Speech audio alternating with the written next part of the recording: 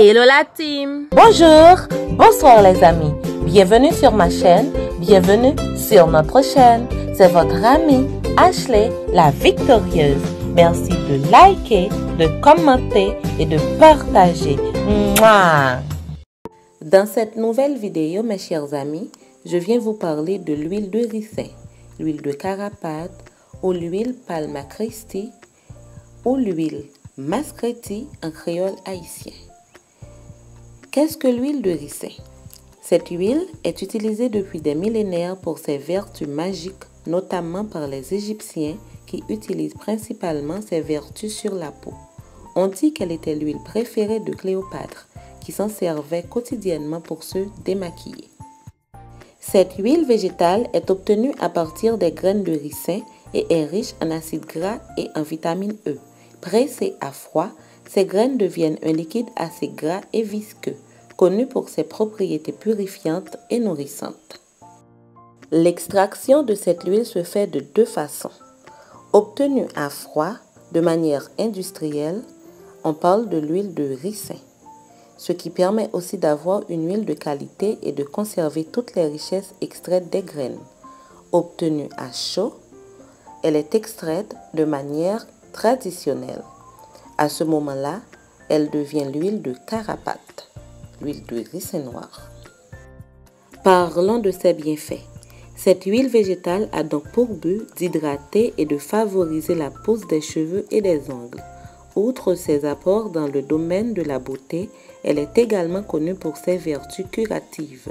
Elle a un effet laxatif, mais elle permettrait également de soulager certaines douleurs comme l'arthrose et l'arthrite. L'huile de ricin a des bienfaits pour les cheveux.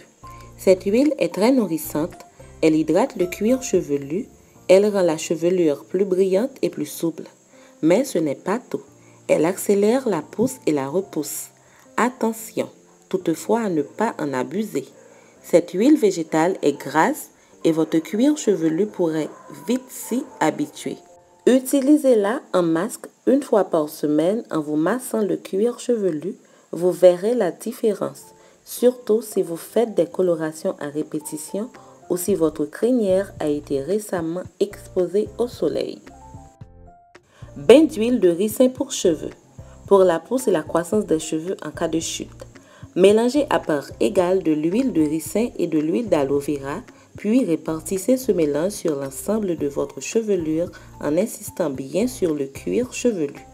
Enveloppez vos cheveux dans une serviette tiède et légèrement humide et laissez poser toute la nuit ou 2 heures minimum. Le lendemain matin, rincez avec un shampoing traitant à base d'huile de ricin. Faites ceci 2 à 3 fois par semaine. Vous constaterez des résultats visibles sous 15 jours. Bienfaits pour la pousse des cils et des sourcils. Conseils d'utilisation. Comme pour les cheveux, l'huile de ricin permet d'accélérer la pousse des cils et des sourcils tout en les hydratant. Attention lors de l'application tout de même, notamment sur les cils, sa texture étant visqueuse, n'hésitez pas à vous aider d'un coton-tige afin d'éviter de vous en mettre dans les yeux. L'huile de ricin pour des ongles plus solides. Conseil d'utilisation. Elle rend les ongles plus solides, les fait pousser et permet d'adoucir les cuticules. Appliquez-la lors de votre manucure. L'huile de ricin utile pour les peaux sèches. Conseil d'utilisation. Avis aux peaux de croco. L'huile de ricin soigne les peaux très sèches, mais aussi l'eczéma ou encore les brûlures.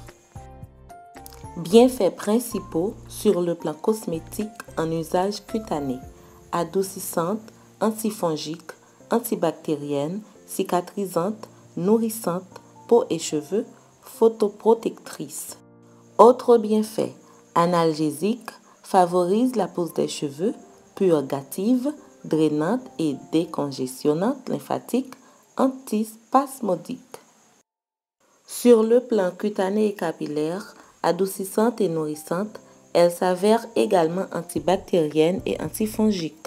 Elle répond efficacement à diverses problématiques cutanées, que ce soit pour un dessèchement important ou un acné inflammatoire. En dépit de toutes les vertus de l'huile de ricin, elle a aussi ses inconvénients. Quels sont les inconvénients de l'huile de ricin? Cette huile végétale est donc utilisée traditionnellement en tant que purgatif. Cependant, son ingestion présente des dangers. Un surdosage peut entraîner une diarrhée intense, provoquant elle-même une déshydratation dangereuse. Cela peut aller jusqu'à la mort, en particulier chez les enfants. Risques, précautions et contre-indications de l'huile de ricin. En raison de ses actions laxatives et purgatives, cette huile doit être réservée à un usage cosmétique externe. Mode de conservation. Huile végétale stable à conserver au sec, à l'abri de la chaleur et de la lumière. Mes chers amis, c'est la fin de cette vidéo. Merci de l'avoir suivi. J'espère que vous avez bien apprécié et que vous avez bien noté tous les avantages et tous les inconvénients de cette huile miraculeuse. Soyez bénis, gros bisous, bye bye, à la prochaine.